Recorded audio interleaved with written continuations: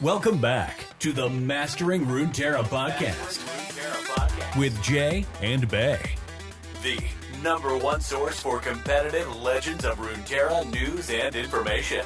If you're looking for the best decks to play right now, be sure to check us out on Twitter at Master Runeterra or in our Discord. And if you want to take the next step in leveling up your game, check out our Runeterra team on Patreon, where we do weekly learning calls and one-on-one coaching. Now strap in and grab yourself some Boro snacks, because we are about to start Mastering Runeterra. Welcome back to another episode of the Mastering Runeterra podcast. We've got a great show for you today. Before we get into everything, though, we have to thank all of our patrons from our Patreon team. Thank you guys so much for supporting us and helping us do what we love to do, which is bringing you guys awesome Runeterra content. Love being supported. I love supporting you guys, supporting us, supporting you. I think that was one extra. Was that too many supports? Maybe. Or maybe we needed one more. I was gonna keep going. I was gonna do a lot of supports, but I ended at 3. Okay, anyways, we also have to thank our sister podcast, Runeterra Radio, over at, you can see them at YouTube or Spotify. Saucy and Blevins are the best. Love those guys. If you want more awesome Runeterra content, go check them out. We also have something here from our sponsor. It's from MAD. It's MAHD. So this is Mothers Against Haters of Draft. And they would like everyone to know that you should love draft, and it's okay to make mistakes, and it's not too late to change. Okay, so with all of that said, would you like to explain the bit? What do you say, Vay? To people who may not have known. How do people not know? Okay, so yesterday, if you didn't catch the Runeterra show yesterday, it was brought up very suddenly, unexpectedly. I was not prepared for it, that the one and only Majin Bay does not enjoy draft. I don't like draft. I prefer constructed formats. I do like cube draft, but I think limited does not belong in a competitive format.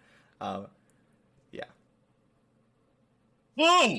Why? Is it because it's the most skill-intensive and fun of the formats? That is not correct for either of them. You look me in the eyes and tell me sealed is a super skill-intensive format. I said draft. You gotta get the top man. 8 to draft. I said, and it is.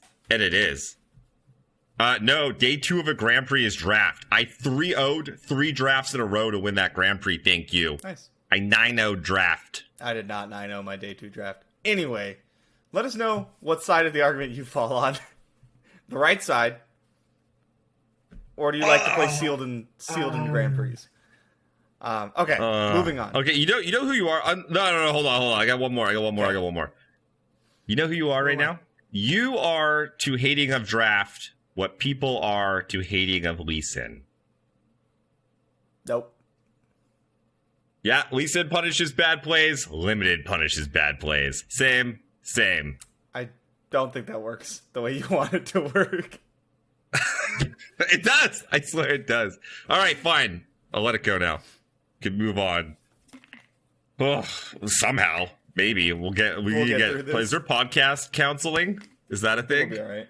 I feel like we need a will Richard Garfield come on the podcast and sort this out for us? Now, children. He'd be on your side. He loves Okay. Draft. Oh, does he? I have no idea. He should. Yeah, come on. The best. I love how you threw cube draft in there. Like, cube draft is good. Like, you're trying to save your bacon. Cube draft is As great. if that's different. That's like a great cube draft all day. It is great. I used to install Moto when they had the vintage cube, like the powered cube, and then so you admit it draft is amazing. as soon as it was gone. So you admit draft is so good that you would install a program and then uninstall it just to get Casual to draft because it's so freaking I awesome. could be down with like casual drafting. I would rather like play constructed than like. Why don't you just buy put like $100 with my buddies on that draft and make it a little exciting, and then it's not so casual How many anymore. Magic players got $100 laying around for a bet? Oh, bro, we do it all the time over here in That Vancouver. sounds fantastic. We do $100 a point. So you do, it's each match win is a point. And then if your team wins, that's another point. I think there was, and then when you play the other person that you're matched up with on their team, that's a point as well. So you could, I think the max you can win is $600 or $700. I would do that so fast. That sounds fantastic. Because I'm a degenerate gambler. It's amazing. Shown by the poker degenerate gambler. He doesn't even fold his own laundry, for those of you that cannot see his shirt. I don't even fold my laundry. Because I play bad hands. Anyway. Love it. Okay. Runeterra. All right. Enough shenanigans. I think that's what we're supposed to talk about. Let me see. Mastering Runeterra podcast. Yeah, that checks out. Okay. That tracks. So, let's talk about ladder. Okay. All right. Who? You go first. Me go first? Okay.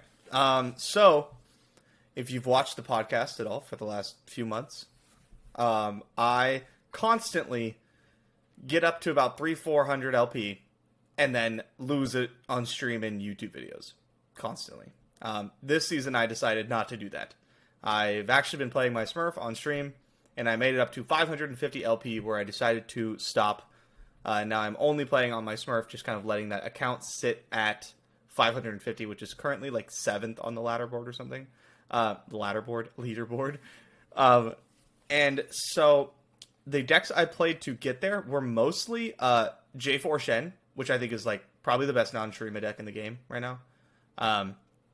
And then I took that up to like 300 LP. And then I made the final big push with Deep. Yeah. I don't know how. For everyone that doesn't know, which is basically everyone, Majin, while he was going on this run, like messages me Saturday night. He's like, bro, I'm crushing with Deep. Here's the list. Get on it. I was like, hallelujah. Yes, I was going to just do a bunch of grinding for the next 24 hours. So this is perfect timing. I immediately hop on the ladder and go like 0-3. I'm like, nah, you know what? I'm good here. Just, you can have that. You have that back. I can't blame you. I don't get it. Yeah. Can't blame you. Like, where are you at right now with the deck? Like, do you still think it's good? Yeah, I do. I think if you like don't match up against Ionia Shurima, you just like crush people. And I have beaten the Sivir decks like pretty often too. So if you just don't match up against like 30% of the ladder, you're just good to go. Yeah, there's this one format, can't remember what it is exactly, where you actually get to ban a deck. How wild is that? Crazy. So Deep, I think, is going to be a real contender in seasonals. It always is. Even when I think it's horrible. And I think it's like pretty good now. So now it'll probably not do good because that's how that works. Yeah. Of course. But yeah, Deep always seems to do super solid, and I think it's in a pretty good spot right now. If you don't play, like if your lineup's plan is to ban Sivir decks, like Deep might be an option you should look for. Yeah, it didn't do well the last two tournaments from last week, but that was still very new. It's only two tournaments. It's still very new after the patch. So there's a couple more tournaments coming up this weekend. So I'm excited to see what kind of bubbles to the top, because the meta's pretty wide open right now. I mean, even on the ladder, there's a lot of decks you can play. Speaking of J4 Shen, I'll talk a little bit about my experiences on the ladder. That's like the only deck I've won with. I've done a bunch of winning with it. And then I keep trying to play other decks, and I'm literally like, I don't know, like 1 in 15 with like a bunch of other decks, just getting bodied playing Aurelia Azir, Deep, Lee Sin Zoe, Ezreal Karma. Just keep trying all these other decks that I want to play in tournaments. So I'm hoping that I can get some more experience on the ladder, and then I just get crushed. Probably a combination of, they're not great on ladder or not as good on ladder, and then also my like inexperience with the deck. And so I've really got to it's tough because I don't really think J4 Shen is amazing in tournaments. I'm not really excited to bring it because I think you're supposed to bring that more into like a targeting Sivir kind of lineup is where you would want it, because that's one of the reasons it's good on the ladder, is that's a pretty good matchup. And frankly, that might be an okay strategy. I think a lot of people are going to be bringing Sivir, and still got game against a lot of other things too. But I'd rather, I think, be on the 3 really good decks that just ban Sivir and go about crushing everything else. So so I'm like I feel kind of stuck that like the only deck I can climb with is a deck that I don't want to be playing in tournaments, and if I play the decks that I want to play tournaments on ladder, I get crushed and I lose my LP, and I'm like, oh, I feel that. Yeah. So I mean, you could play like so it's like tuned towards Sivir lineup. You know, you could play like J4 Shen, you could play like Ionia Viego with like 2 or 3 Spirits Refuge, and then something in the third slot. Yeah, that's the targeting, the more targeting Sivir, like soft targeting or whatever, like good into Sivir. But I hate soft targeting the that's best really, deck. I hate it. I just want to ban it. At least in an open tournament for sure. I just want to get it out of there. And like, it is Akshan Sivir, like if you're not paying attention to the ladder right now, is just by far the best deck. I got a good one. I picked up if you guys have seen this deck, it's Akshan who's the dragon? Shyvana? Oh god. Or Mana Dragon. Yeah. Shyvana. I pick up Akshan Shyvana. I'm playing against Akshan Sivir. I kill all their stuff, stop the board. I'm at like 14 life or something like this. They have like no board. And they're just like Rune Runner. I'm like, okay, I have like a barrier spell and like some units. Like attack with it, I'm like block. They're like they cast triple. I guess they made me the Rune Runner on my trip, but they cast triple the +1/+0, give it Fury. Quick attack, and then if it has quick so they do it 3 times and it's like a 9 power double attack and like tramples over or overwhelms over my unit for exact damage when I like barrier plus pump its toughness for 2 or whatever and like still die. Like, so like the deck is still like it's on that level where even decks that are good against it, it's got to just like, oops, like you go, kill you. It's got some raw power. Also, it's going to be the deck in people's lineups that they've probably put the most time in with, right? Because it's like so good on ladder. It's easy. Yeah, it's easy to get a bunch of reps in with it. So rather than trying to play against a very powerful deck that they know really well, I'm like you. I'd rather just ban it. I'm like, okay, now let's see how good you are with these other 2 decks that are probably a lot less powerful. They probably put in less reps with. Mm-hmm. But that still brings me back to my like struggle of not being able to climb the ladder. Fit the deck you have been playing, yeah. Yeah. I think J4 Shen is like a fine deck, even if you plan on banning Sivir. By the way. Yeah, it has a lot of good matchups. Mm-hmm. I like the Azir Aurelia matchup. Even things like Karma Ezreal, that's a tougher matchup. Like I've still been able to like outmuscle them and stuff. There's lots of Scattered matchups. Pod in that deck is so good. Pod's very good. Yeah. One of the things I found to be rough is Pirates. I've got Exact by Pirates. Like last card in hand, exact whatever your life is, just got you for enough so many times. Yeah. It's very close. It just keeps happening. Very close. Yeah.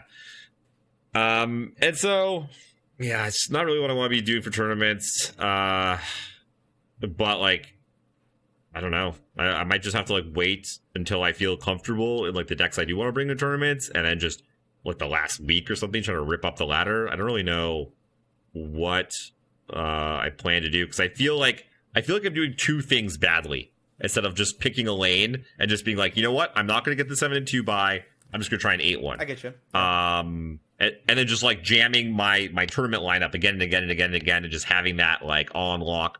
Or just be like, I'm going to 1-trick J4 for the next like week or something, 10 days, try to get that 550 LP or whatever, and then just move over to my tournament lineup. But I feel like that's I feel like that's kind of what I did last season, sort of, and so ran out of time. Didn't work out. Yeah. So I feel like I'd rather just show up to seasonals just with knowing all 3 of my decks inside and out, and coming to bring the pain more or less. Mm-hmm. Because also, like we talked about before, I'm like 1 point away from qualifying for Worlds via seasonals. So like an 8-1 is actually like extremely relevant. Just like I think I qualify for seasonals probably just on like that record. Yeah. So I just need those wins. I need those W's on that record. Yeah. I think 8-1 I qualify for Worlds. Mm-hmm. So yeah, now that we're talking it out, I'm like, I feel like trying to get the 7-2 on the ladder should be the afterthought. I should be focusing first on my lineup and just like have that just all the time on that.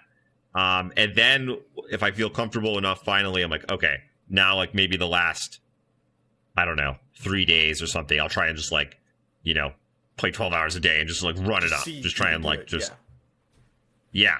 Stop if you hit 150 it's definitely doable. and just keep going up. Yeah. Yeah, there's always that concern that you fall out of top 700. Won't name any names. But I mean, it shouldn't be too bad. But there are some It people happens. who are well known for constantly doing that. So let's say you are ready to practice your tournament lineup. What are you bringing? So right now, I'm really interested in Lee Sin, Zoe, Karma, Ezreal, and like maybe Aurelia Azir. Or it could be Ionia. Sivir Action. Yeah, I'm really interested in Triple Ionia. The decks just seem very powerful, and they have the ability to beat just about anything. And frankly, though, I just need to put reps in. Yeah. Like, there's not that much opportunity to play in tournaments and test out lineups. There really isn't. And so like that's why a lot of people just have to play what they know, and what they know is often like what they can play on the ladder. And so I find that really interesting. Also, when you're looking at tournament results, it's like, were these the best decks, or did these players just know these decks really well and they brought them and they played well and like they ran well? Yeah, and they one got of like there, the tournament winners which and I the think is runner-ups like recently played like what, Overwhelm, Thresh Nasus, and like something else. Something else we don't Thresh see. Nasus, Overwhelm. Was it Ezreal Draven? I don't think so, but it was another deck that we're used to seeing for like the last like 4 or 5 months. Yeah, it was something old. I can't remember. Yeah, so is that probably the best meta call? No, but it like the person clearly knew the decks very well, and that went very well for them.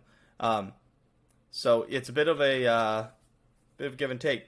Like, how good is Draven Ezreal? Well, it's okay. It's not like bad at all, but like if you know it really well, then maybe it's a good choice. Same with like the opposite is with Karma Ezreal. Like, how good is Karma Ezreal? Well, it's pretty good, but like, do you know it? No. So like, you'd probably if you had to go to seasonals tomorrow, you'd be giving up a lot of points bringing Karma Ezreal most likely, even if it fits in your lineup really well. Which is why you want to get the practice in. It's why we're talking about this. And it's not just like, okay, I played 20 games, like now I'm ready to take on seasonals. Like, that is not enough, my friend. No, you play 20 games against like 20 different decks. Yeah. Yep. If you really want to feel prepared. Yep. Yeah, I totally feel you. If I were to go to seasonals tomorrow, I would probably bring Zoe Lee Sin, one of the 2 Karma decks, Karma Ezreal or Spooky Karma, some Spooky Karma-ness. I probably shouldn't bring it, but I really like Spooky Karma. And then the last deck would probably be like, Akshan Sivir or like Deep. So like Zoe Lee would be a lock for me. Like, that is, if I have the ability to ban Ionia Shurima, I am bringing Zoe Lee. And I think a lot of people are going to like echo that sentiment. I think Akshan Sivir and Zoe Lee will be like a very popular 2-deck combination in seasonals, which is a little bit of what scares me about bringing Deep. Right? Like, Okay. Deep destroys the mid-range decks, but loses hard to like the decks that go over or around, which would be like decks that like don't really care what you're doing. This is like Akshan Sivir, Aurelia Azir. Zoe Lee Sin, Aurelia Azir. Yes. Specifically, Ionia decks that's very popular as well. Struggles with. And now I could ban, I could ban Akshan Sivir and Aurelia Azir with one ban because they're the same region. But if you bring like Akshan Sivir, Aurelia Azir, and Zoe Lee, all of a sudden I have a problem with Deep. And I expect that to be like pretty popular. Yeah. I'm trying to like even get a read on what like the meta the tournament meta like looks like. But it's tough.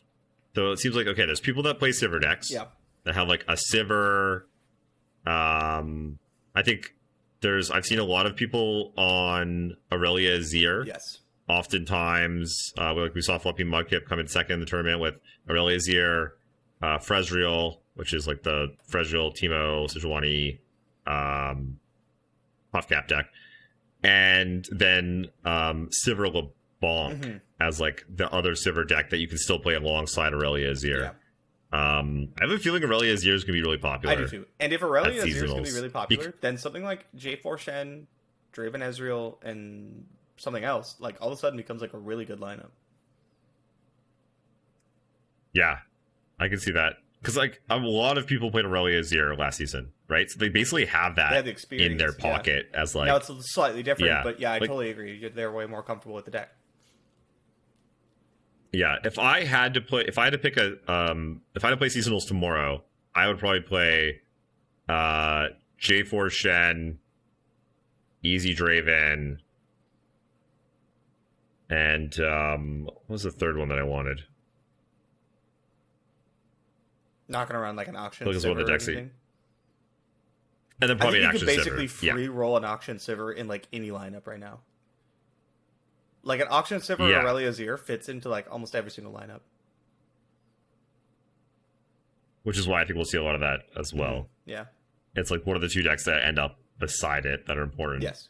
I think we'll also see people trying to target it with things like Sejuani Gangplank. Yeah, which is a very strong deck, by the way. If you guys haven't been inundated into the plunder strategy, yeah, Sejuani Gangplank it's a real deck. It's very, very good.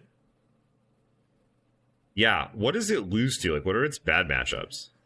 It can struggle with decks that have burn because like you don't gain any life, and while you deal pretty well with things you're on slow. board, you often take like a hit or two if your hand's not really good. Let's see. I found myself struggling with Aurelia Azir sometimes. Sure. You crush Sivir though. Like just absolutely slap Sivir around, which is fantastic. And then yeah, like Lee Sin, if you have Sejuani, is like a free roll, and if you don't, it's really bad. If you can get Sejuani on the field, you just like beat them because leveling Sejuani in this deck is like You just keep so freezing. easy. Yeah, and then every time they go to kick you, just like freeze it. I will say I have killed my Gangplank Sejuani opponents through Sejuani freezes like multiple times with Lee Sin. Just by pumping it, or would you Yeah, do? I mean basically you go like okay, it has Overwhelm. It freezes. It's either through Absolver or Zenith Blade, depending on the version you're playing. And then you attack, and like you just need to force it. You need to make it so like Lee Sin's already lethal with like 5 power or whatever.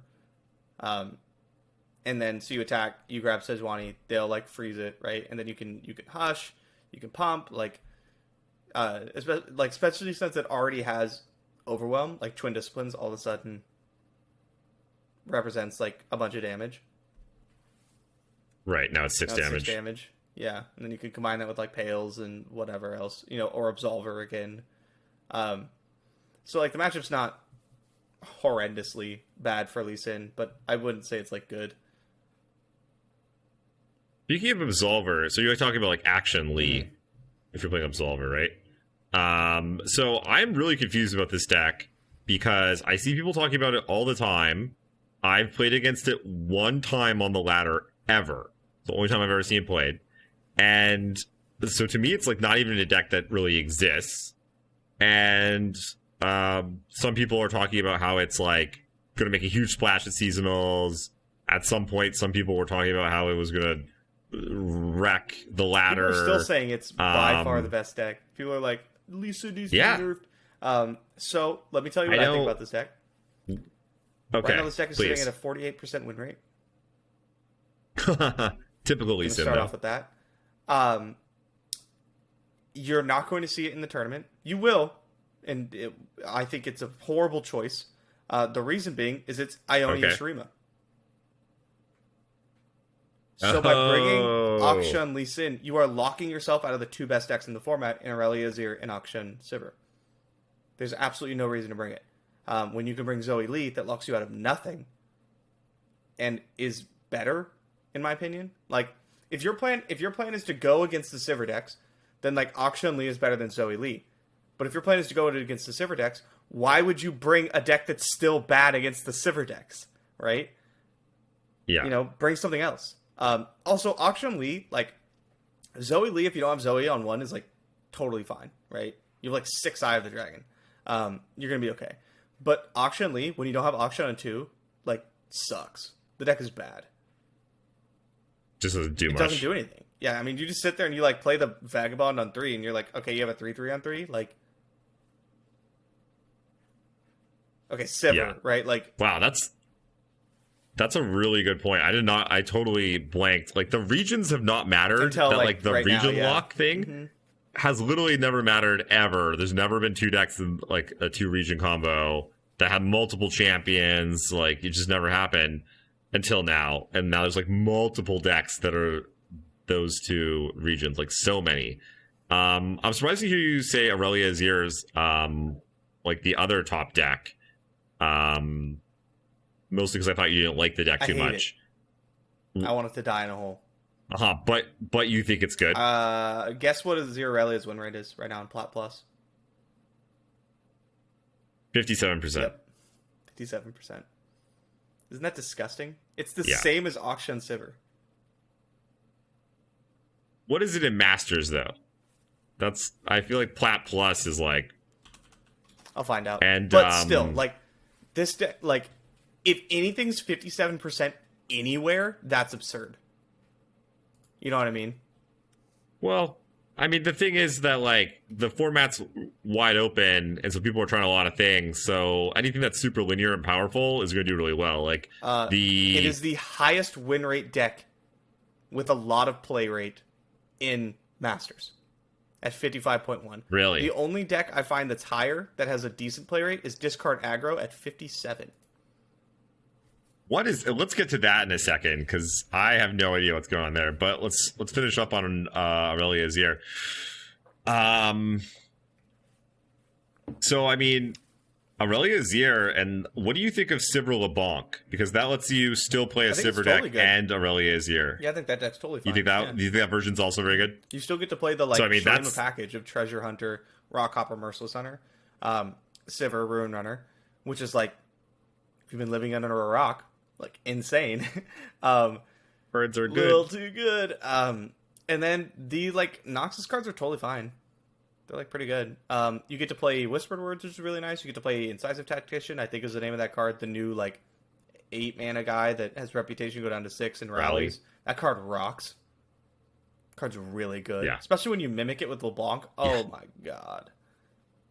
First time that happened to me, I was like, okay, we're okay. Oh, they copied it. Okay, we're still okay. They copied it they do it again.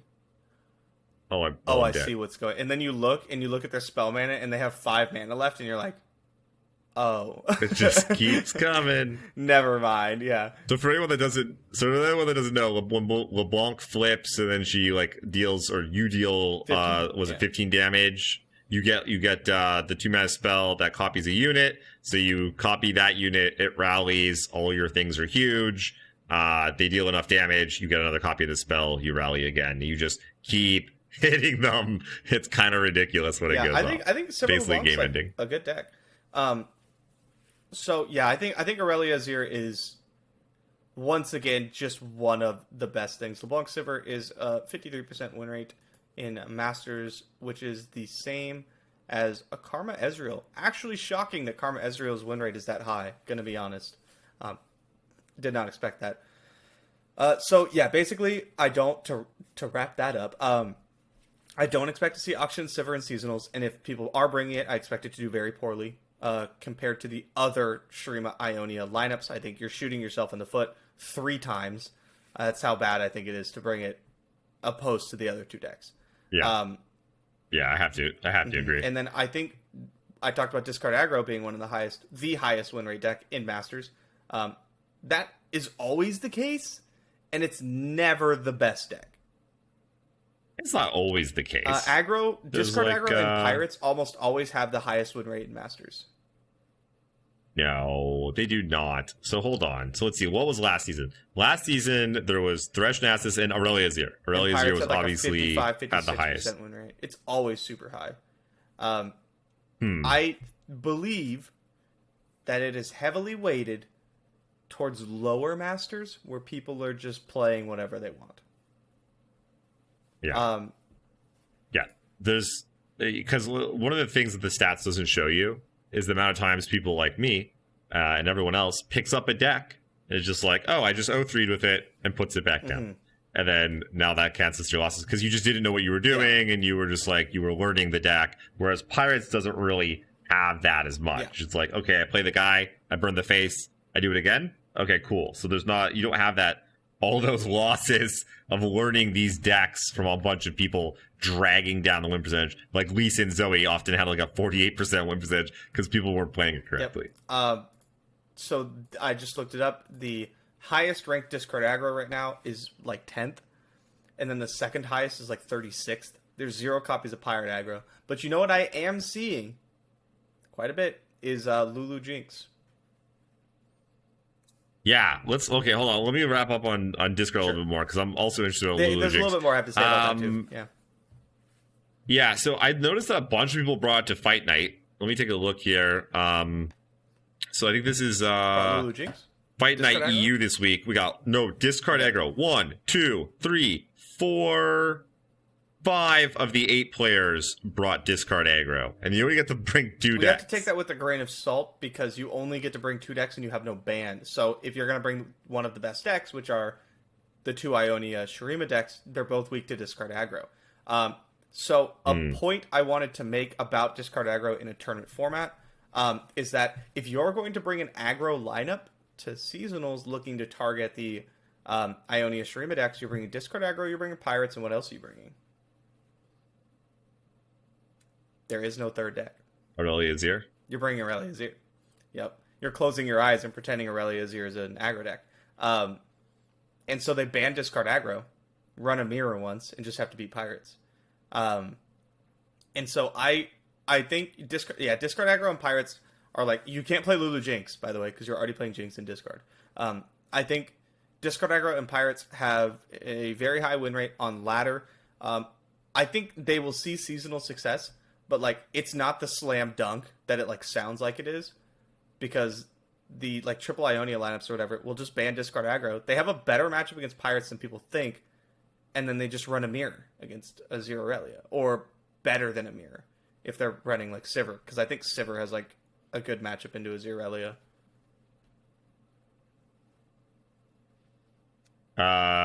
Yeah, I've heard Darkodius today said that he thought it was right on the line 50-50. I may have just punched my mic. So if Darkodius says it's 50-50, it's probably favored for Sivir. Yeah. Longtime lover of the Aurelia Azir. Yeah, so that's my spiel about like triple aggro right now. And that's kind of been the case for like a couple seasons. It's like discard pirates and what? You know, like what's your third one? But I think that's going to be especially apparent this season because like the discard aggro and pirates are 2 of the best matchups against Sivir. So what do? You just double down and play another deck that's like good against Sivir but lose your triple aggro like status? Do you play like Jarvan Shen? Do you play Auction Sivir and heavily tech it for the mirror? I'm talking like 3 copies of Spirit's Refuge type thing. It's going to be interesting to see where people go with that. Those make sense to me, actually. Like, I don't hate those lineups. No, I think they're totally fine. I think we will see a lot of these lineups in seasonals. Past seasonals, I didn't like those decks at all, but I like pirates and discard a decent amount. I will say that I've had no luck when I played discard on the ladder. I was like, oh, it's winning a bunch. Let's try this. Nope. Didn't go well. The winner of the OLS, I forget their name, but their lineup was Lee Sin Zoe, I want to say Sivir Action, and then discard aggro. Blows my mind. Yeah. That is a smorgasbord of decks right there. Because you want to, like, if you're going to play Lee Sin Zoe, you kind of have to ban the Merciless Hunter deck. Or Aurelia Azir. Because that, like, Merciless Hunter shuts down Lee Sin Zoe. Shuts it down. Yeah. Your Eye of the Dragons are going to die. Your Zoe is going to die. and there's nothing you can do about it. And what sucks is that like even if you palm or save it or whatever, they're just gonna die next turn. And that's what makes the matchup so rough. Combine that with a tough to interact with units with like Spell Shield, and you have a winning strategy on your hands. And then you bring Discard Aggro, which is the best deck into the Sivir decks. It's just kind of... Is it the best It's one? up there. It's top 3 against the Sivir decks. Sure. Without going into like niche decks, right? Yeah. Without being like, bro, Poros stomps. I doubt that's true, but you get what I'm saying, right? Like, Yeah. of the like good meta decks, Discard Aggro is one of the best matchups into Sivir LeBlanc. Sivir Auction. Yeah, that makes sense. Okay, so talk to me about what's this deck? Jinx Lulu? Lulu. Okay. I have played it a decent amount. I played it for a YouTube video that I made. Check out my YouTube channel. And it was strong. It was strong. I don't like to play the deck because it feels like I'm just... Every time I get my opening hand, I'm like, okay, and how is this game going to go? Like, am I doing the Lulu thing? Is my hand just a clunker? Do I just have a bunch of Flame Chompers and I'm not actually doing anything? I feel like the deck revolves around, like, Suit Up and Jinx. Yeah, those are two powerful, very powerful suit up on, like, a challenger unit very early. You run effectively 6 copies of Flame Chompers. Because you have 3 Boom Baboons because you got 3 Flame the Chompers. Yeah. boom, boom, But boom. so you have like Young Witch, you have Suit Up, and you have Lulu, and if you don't like find those, and you just have a bunch of Flame Chompers and Jury Rigs, and like Baboons or whatever, like you're just not doing anything. I've had boards where I've had 5 units and I've attacked for 4. Yeah, I was playing against that deck and that Like, happened. They God had like 3 flame chompers damn and it. 2 like Yeah. witches. Attack me for 5, hit me for 4. I was like, okay. Alright, yeah.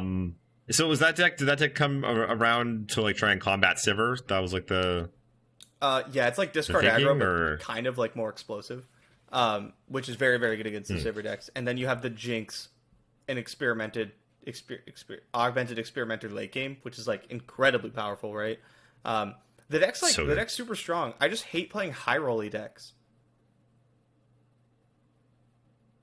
Yeah. I don't want to play a deck I get where that. like I don't feel like I super contributed to my win or loss. Yeah.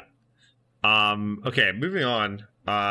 Speaking of Darkodius and Henneke, I was chatting with them this morning, and you know, we were talking about lineups, and they were talking about why they like Aurelia Azir, and they said something that kind of like, I don't know, resonated with me, or like you know, sparked a bit of a light bulb. Basically what they said was that they think that decks with polarizing matchups are good in a tournament setting where you can ban the bad matchups, more or less. And you know, I don't want to put words in their mouth kind of thing. I think what they mean is like, you know, Aurelia Azir, okay, maybe it has polarizing matchups, but it's still a house of a deck, right? It could still it's just not kill just you. like it's not polarizing matchups, but like just bad also. You know, there's like some decks that have polarizing matchups, but they're just like, it's not like there's more to it than that. Aurelia Right? Azir is not a true like 70-30 deck, right? Because like, it doesn't matter what you're bringing. Like, I can just do Aurelia Azir things and you're gonna lose. That won't happen all the time. Like, if you're a bad match, if you're playing discard aggro, like you're gonna beat Aurelia Azir a lot of the time. But like, they can always just win sometimes. So it's like, yeah, it's polarizing, but it's not like 70-30. You will never catch me bringing a deck that has like 70-30 matchups, I feel like, to seasonals. Unless I am very confident I can like ban or won't see the bad matchup. It's just not worth it, in my opinion. Like, I agree with them. I think that in essence, bringing a deck that has like more polarizing matchups like that is a good idea. But to me, what that means is like Karma Ezreal or Zoe Lee, right? Like these decks that are like strong Mm-hmm. decks, and have like kind of one weakness, and then when you get rid of that one weakness, like they're just incredibly powerful. That's like what Yeah, I that's want. the ideal. Now Aurelia Azir fits that mold, right? Aurelia Azir is a very powerful deck that like has 1 or 2 weaknesses, and if you can get rid of that, is going to just blow people away. I think it's going to be one of the most popular decks in seasonals for sure. Yeah, I have a bit of an example of this also from like a couple seasons ago. I played TLC in my lineup, and I ran into 2 anti-TLC lineups where they were playing like triple like rally decks that were super good against TLC, like scouts and stuff. And I beat both of them.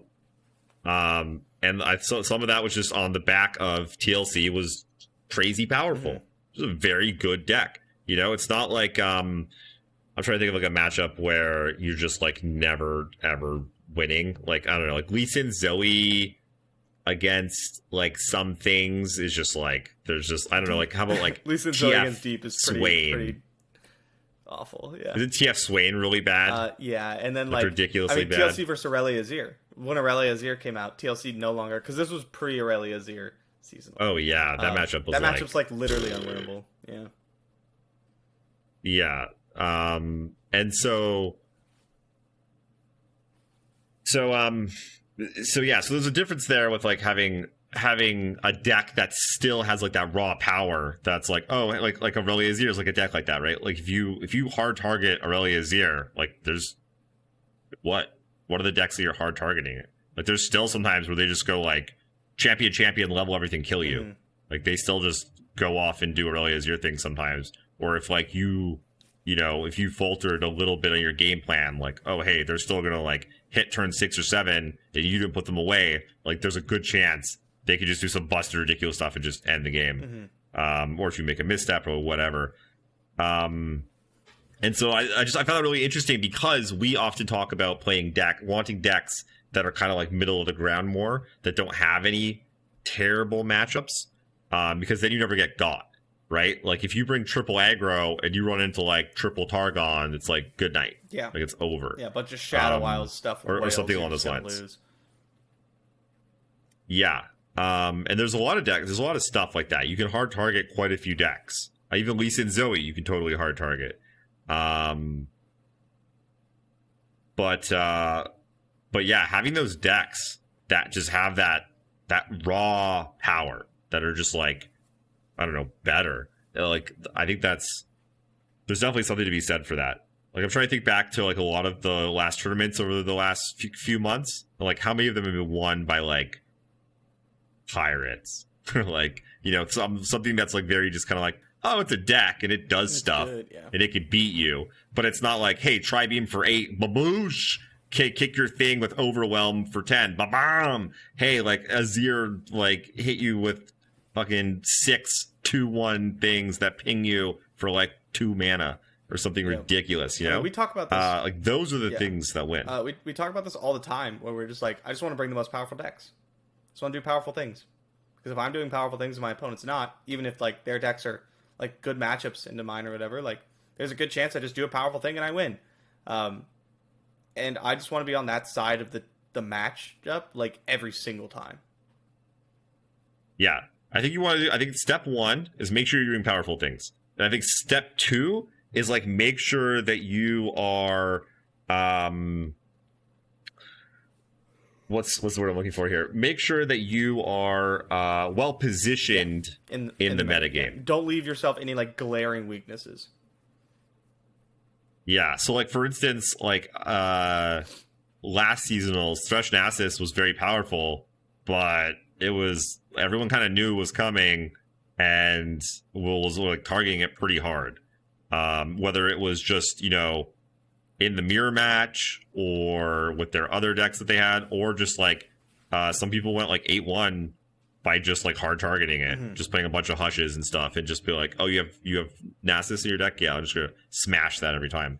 But I think those are the 2 things that you really want to be focused on, is make sure you're doing powerful things, and then make sure you're not just like right in everyone's sights. So like I would say going into this seasonal, I think if you're on like a Sivir deck, and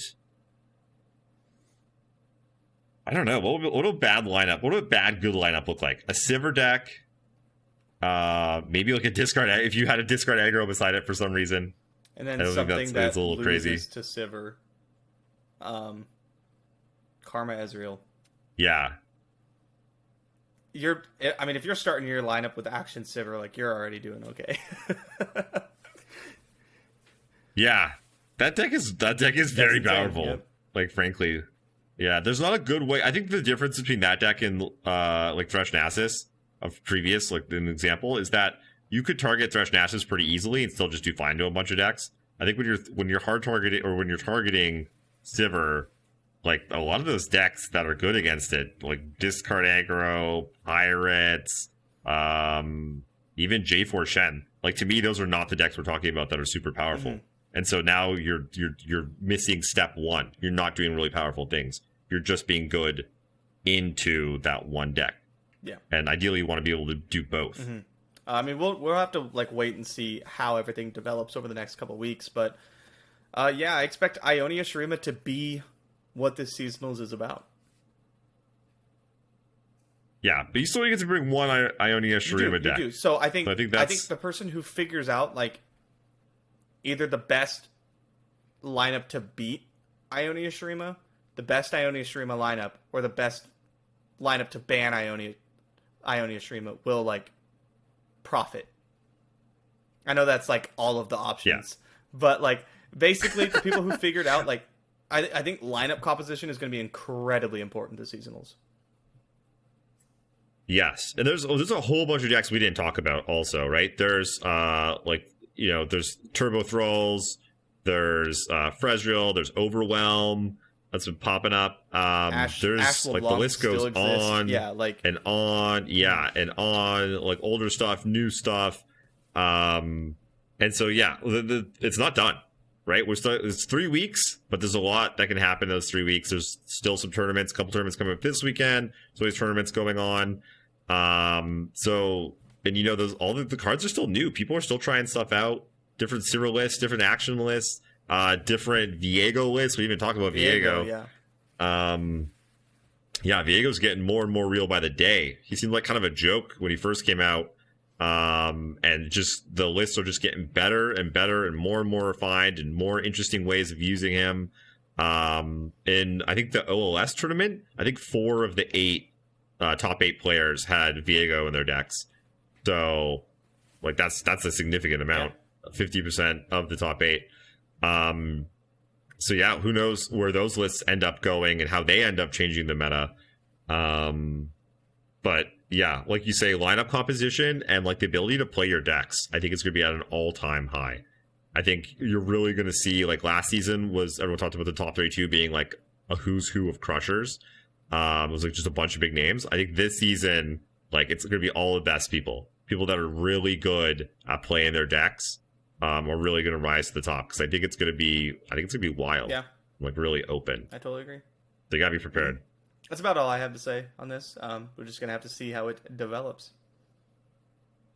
Yeah, it's both scary and exciting. Are you looking forward to seasonals? Yeah, I'm always looking forward to seasonals. Yeah.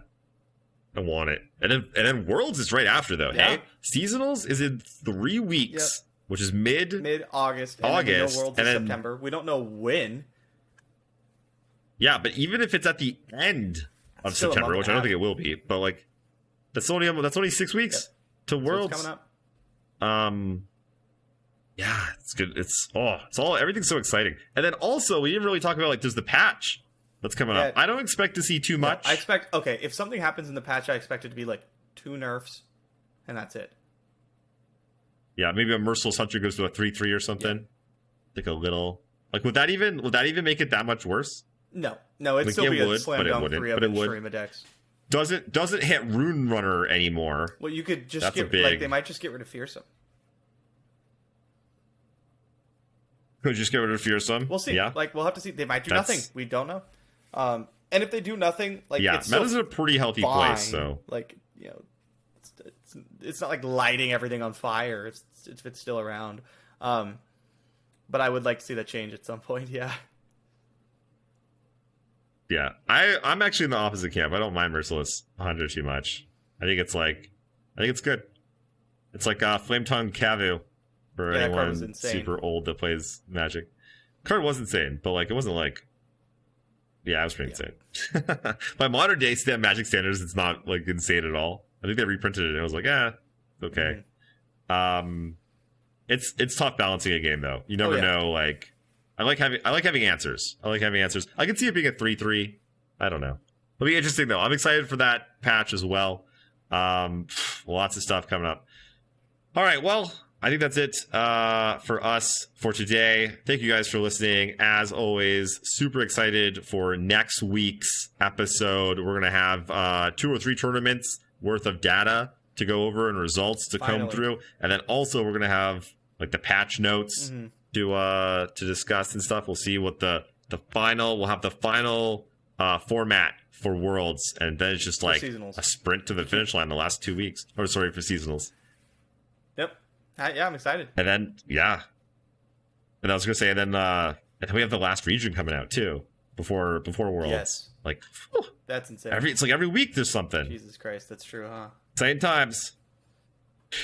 All right, guys. Have a great week. Keep playing with an open mind and a learning mindset, and keep kicking butt. We'll see you guys. Bye. Twitter at Master Runeterra. Links to all of these can be found in the show notes and description.